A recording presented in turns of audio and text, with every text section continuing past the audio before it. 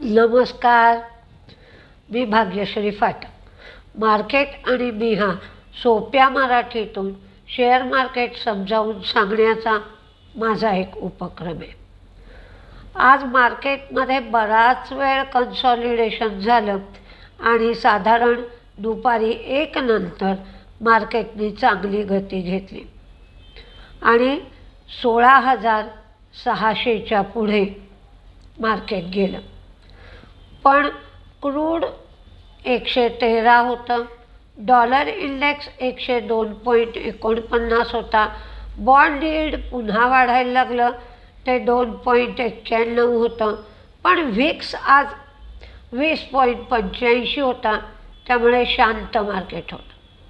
पण फॉरेन इन्व्हेस्टर्सची पुन्हा विक्री केली 1,930 कोटी आणि डोमेस्टिक इन्व्हेस्टर्सची खरेदी त्या मानाने कमी झाली, 984 कोटी एवढीच झाली. एशिया कमजोर, अमेरिका मंदीत. बँक ऑफ कॅनडाने व्याजदरामध्ये 1.5% म्हणजेच 1.5% एवढा रेट वाढवला.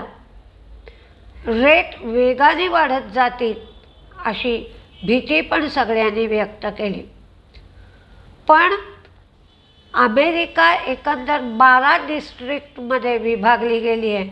त्याच्यामध्ये फक्त 4 डिस्ट्रिक्टमध्ये मामूली ग्रोथ दिसली, पण 8 डिस्ट्रिक्टमध्ये चांगली ग्रोथ होताना दिसते आहे.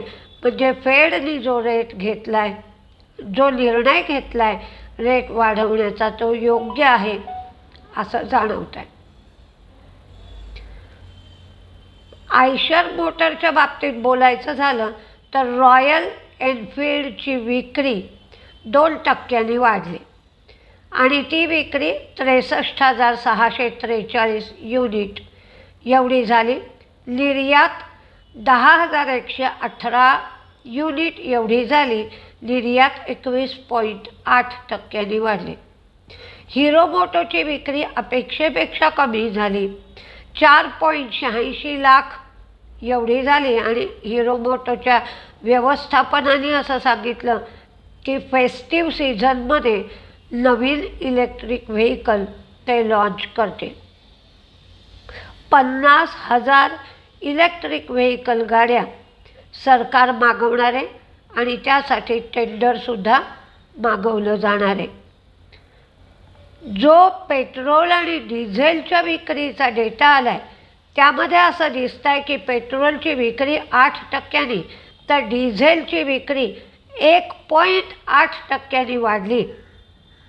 म्हणजेच काय झालं, अर्थात कमर्शियल व्हेकलची पण खरेदी वाढलेली दिसते आहे, पॅसेंजर व्हेकलची खरेदी पण वाढलेली दिसते आहे आणि याचा फायदा HPCL, BPCL आणि IOC यांना होईल. त्यामुळे तिन्ही शेअर आज तेजीत होते. चीन सरकारने मात्र 14,000 कोटी युआन एवढा टॅक्स रिफंड चीन सरकार करणार आहे. कार खरेदीवर प्रतिबंध राहतील, पण ट्रक लोनला मात्र सवलत मिळेल. ही सवलत सरकारी ट्रक कंपनीला मिळेल आणि 12,000 कोटींची क्रेडिट लाईन द्या असं चीन सरकारने बँकांना सांगितलं आहे. त्याचप्रमाणे चीनी कंपन्यांनी परदेशात लिस्टिंग करावं याच्यावर चीन सरकार अधिकाधिक जोर देते. डेल्टा कॉर्पची जी सबसिडियरी आहे DPCCPL यांनी गोव्याच्या एका हॉटेलमध्ये कसिनो सुरू केला. हा 5वा कसिनो गोव्यातला आहे. बाटाच्या प्रमोटरने सांगितलं की प्रमोटरचा स्टेक 50%पेक्षा जास्त आहे. रिस्ट्रक्चरिंग जे व्हायचं होतं त्याच्यासाठी आम्ही स्टेक विकला, आता आम्ही कुठलाही स्टेक विकणार नाही. मिष्टान्न फूड ली पिंक रॉक सॉल्ट हे प्रोडक्शन सुरू केलं होतं, तर या प्रोडक्शनसाठी त्यांना 1700 मेट्रिक टनची ऑर्डर मिळाली. आता स्टायरेन ब्युटेन हे जे रबर आहे त्याच्यावरची अँटी डम्पिंग ड्युटी ऑक्टोबरच्या अखेरपर्यंत सरकारने वाढवली. याचा फायदा ॲप्कोटेक्स या कंपनीला होईल. आता IRDAने एका हेल्थ इन्शुरन्सला म्हणजे एका प्रकारच्या प्लॅनिंगला मान्यता दिली. ही मान्यता यूज अँड फाईल बेसवर दिली आहे. म्हणजे तुम्ही एखादा प्लॅन काढलात किंवा नवीन प्रकारची विम्याची पॉलिसी काढली, ती लोकांना फारशी पसंत आली नाही, त्यामुळे काही थोडक्या दिवसानंतर तुम्ही ती पॉलिसी रद्द केली तर मग ती पॉलिसी कंटिन्यू राहत नाही, आणि जर लोकांना आवडली तर तुम्ही ती कंटिन्यू केलीत. अशी जी एक प्रकारची पद्धत आहे त्याला IRDAने मान्यता दिली. तर याचा फायदा सगळ्या इन्शुरन्स कंपन्या किंवा न्यू इंडिया इन्शुरन्ससारख्या कंपन्यांना होईल. पण त्यांनी एवढंच सांगितलं की त्या 15 दिवसामध्ये, त्या महिन्यामध्ये ज्या लोकांनी त्या प्रकारचा इन्शुरन्स उतरवलेला आहे त्यांना मात्र ऑनर केलं जाईल. ग्रीव्ज कॉटन ही तिच्या ALJI म्हणजे अब्दुल लतीफ जमील इंटरनॅशनल या सबसिडियरीमध्ये 22 कोटी रुपयाची गुंतवणूक करेल. गुफिक बायोमधला प्रमोटरचा जो स्टेक आहे तो 75% जास्त आहे. त्यामुळं ओपन मार्केटमध्ये 0.48% हिस्सा 2 जून ते 31 जुलै या कालावधीमध्ये गुफिक बायोचे प्रमोटर हा हिस्सा विकतील. ओपेक 4,35,000 बॅरल पर डेपर्यंत उत्पादन वाढवेल. सौदी आणि UAE हे दोघं रशियाला बाहेर काढल्यानंतर रशिया जेवढं उत्पादन करत होतं तेवढ्या उत्पादनाची भरपाई सौदी आणि UAEने करावी असं ठरत आहे. रिलायन्स ब्रँड्सनी प्लॅस्टिक लेग्नो SPAच्या भारतीय बिझनेसमधला 40% स्टेक घेणार असं सांगितलं. आणि ही जी प्लॅस्टिक लेग्नो कंपनी आहे ही इटलीची कंपनी आहे. ग्रीव्ज कॉटन ही ग्रीव्ज इलेक्ट्रिक मोबिलिटीमध्ये 3,280 कोटी रुपयाची गुंतवणूक करणार आहे. बटरफ्लाय गांधीमतीला क्रिसिलनी अपग्रेड केलं. कोफोर्जनी डिजिटल सेक्युरिटी आणि मॉनिटरिंग सेवा लॉन्च केली. 71 नवीन इथेनॉल प्रोजेक्टला नव्या योजनेअंतर्गत सरकारने मंजुरी दिली.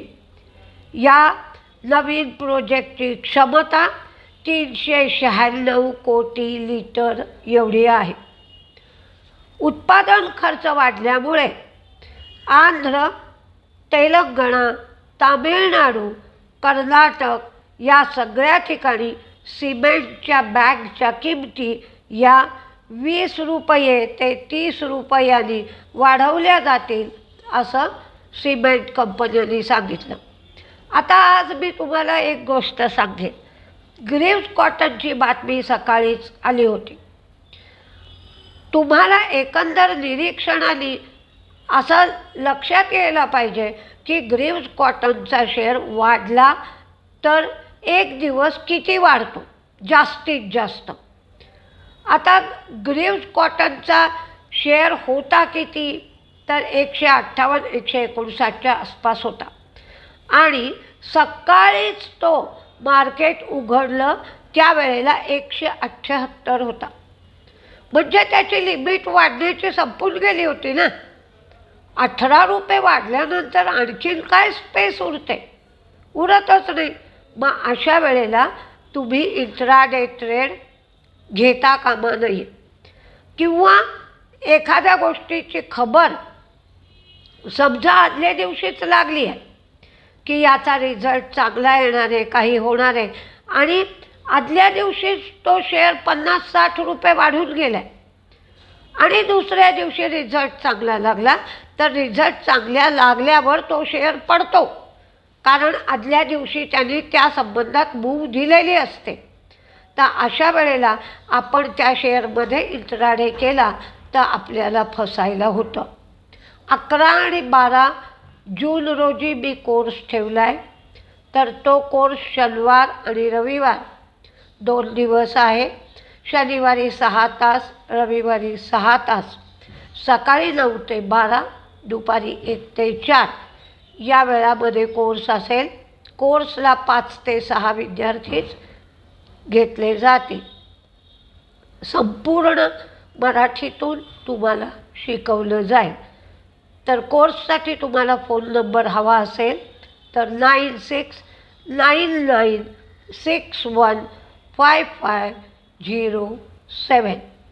9699615507 या नंबरवर तुम्ही कोर्ससाठी चौकशी करू शकता.